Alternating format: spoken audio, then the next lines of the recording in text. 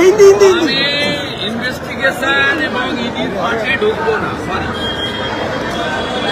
দাদা কি এমন আমি মুখ্যমন্ত্রী যাওয়া, সিপি যাওয়াটাকে মনে করি অনৈতিক, অসাংবিধানিক, কেন্দ্রীয় সংস্থার তদন্তে সরাসরি বাধা দান।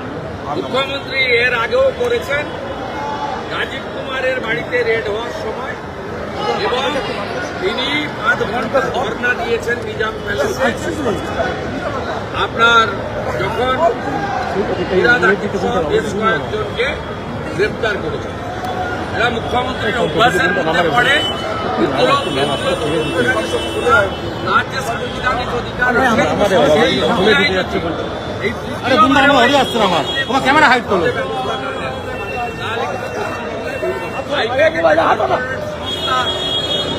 তাদের বিরুদ্ধে অভিযোগ আছে, তদন্ত করবে, তারা দেখিয়ে দেবে কাগজপত্র, তাদের রিটার্ন ফাইল সবকিছু পরিষ্কার আছে। পরিষ্কার থাকলে তো সবার অফিস বাড়ি তল্লাশি করে তো গ্রেপ্তার হয়, এমন তো নয়। করবে আমার বাড়িতে সিআইডি পাঠিয়েছিলেন, আমার প্রবীণ বাবা মাকে হেনস্থা করেছেন, সিআইডি পাঠিয়ে 3 বার। আমি তো সিআইডির কাছ থেকে ভোটাও নিয়ে মারতে গেছিলাম। গ্রামের এমএলএ অফিসে আসামি সার্চ ওয়ারেন্ট ছাড়া লচলচ করেছে অফিস।